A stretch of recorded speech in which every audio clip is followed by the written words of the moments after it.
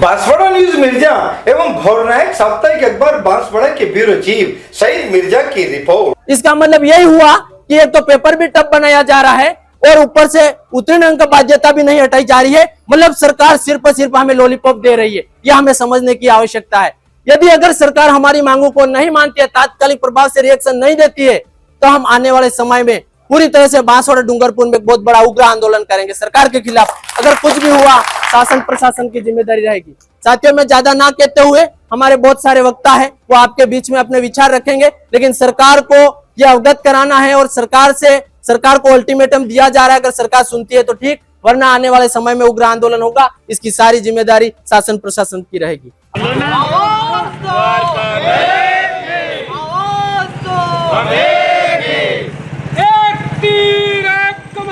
आदिवासी एक समान, एक तीर एक कमान, आदिवासी एक समान। मेरा जय जोहर का नारा है, भारत देश हमारा है। मेरा जय जोहर का नारा है, भारत देश हमारा है। देखो क्रांतिकारी जवाब, आप सभी साथी अपना कीमती समय निकाल कर पधारे, उसके लिए भी खूब खूब जोर आभार, धन्यवाद।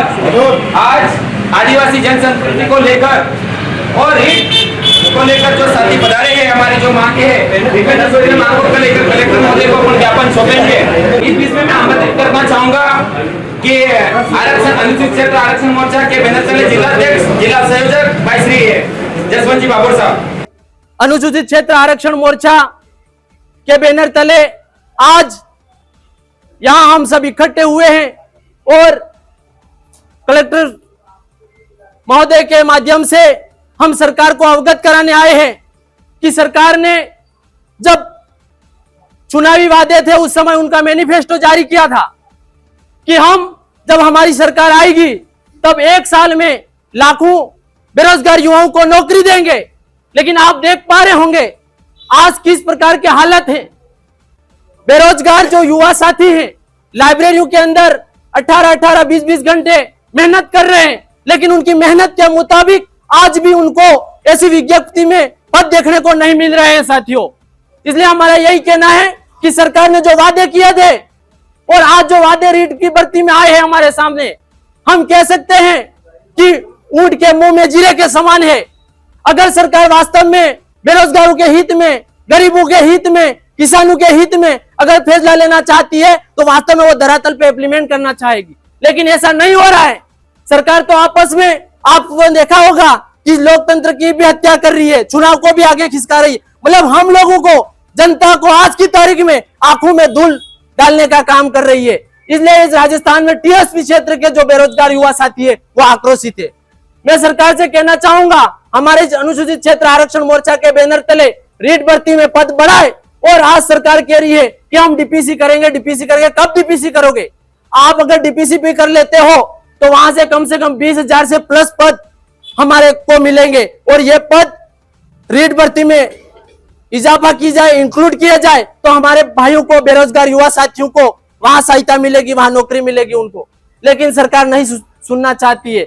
दूसरी बात आपको बता देना चाहूंगा, विषय शिक्षक के पद है जो 2018 से 2022 की भर्ती में L1 लेवल 1 में भी 173 पद, वो पद भी अभी शून्य दिया है। वो पद बैकलॉग पड़े हैं, उन पदों को भी इसमें इंक्लूड किया जाए, हमारी ये मांग है। दूसरी लेवल 2 में भी स्पेशल शिक्षक में 268 पद है, वो भी इसमें जोड़े जाए, यह हमारी मांग है। और साथ ही हमारी एक टीएसपी क्षेत्र की सबसे ज्वलंत मांग है, आर्टिकल 244(1) के तहत जो प्रावधान है, संवैधानिक प्रावधान है, इस अकॉर्डिंग हमको भर्ती में पद मिलने चाहिए आरक्षण के मुताबिक। लेकिन सरकार हमें वहां भी हमें नहीं दे रही है पद, और हमको उस मुताबिक आरक्षण रिजर्वेशन के हिसाब से हमें पद नहीं दिया जा रहा है। दूसरी बात, प्रशासनिक सेवाओं में 6.5% जो आरक्षण रिजर्वेशन है वो भी हमें नहीं दिया जा रहा। हमारे भाई आज भी दर दर की ठोकरें खा रहे हैं, लाइब्रेरियों के अंदर 24 घंटा पढ़ाई करे, उसके बाद भी उनको वो रिजल्ट नहीं मिल रहा है।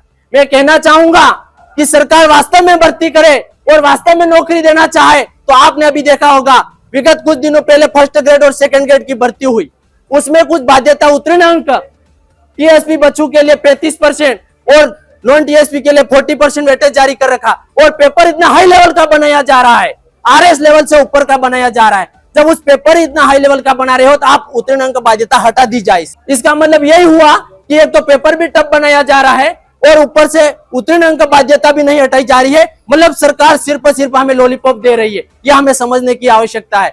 यदि अगर सरकार हमारी मांगों को नहीं मानती है, तात्कालिक प्रभाव से रिएक्शन नहीं देती है, तो हम आने वाले समय में पूरी तरह से बांसवाड़ा डूंगरपुर में बहुत बड़ा उग्र आंदोलन करेंगे सरकार के खिलाफ। अगर कुछ भी हुआ शासन प्रशासन की जिम्मेदारी रहेगी। साथियों, में ज्यादा ना कहते हुए, हमारे बहुत सारे वक्ता है वो आपके बीच में अपने विचार रखेंगे, लेकिन सरकार को यह अवगत कराना है और सरकार को अल्टीमेटम दिया जा रहा है। अगर सरकार सुनती है तो ठीक, वरना आने वाले समय में उग्र आंदोलन होगा। इसकी सारी जिम्मेदारी शासन प्रशासन की रहेगी। बांसवाड़ा न्यूज बाय मिर्जा को सब्सक्राइब करना ना भूलें और साथ ही लाइक कर शेयर भी करते रहें।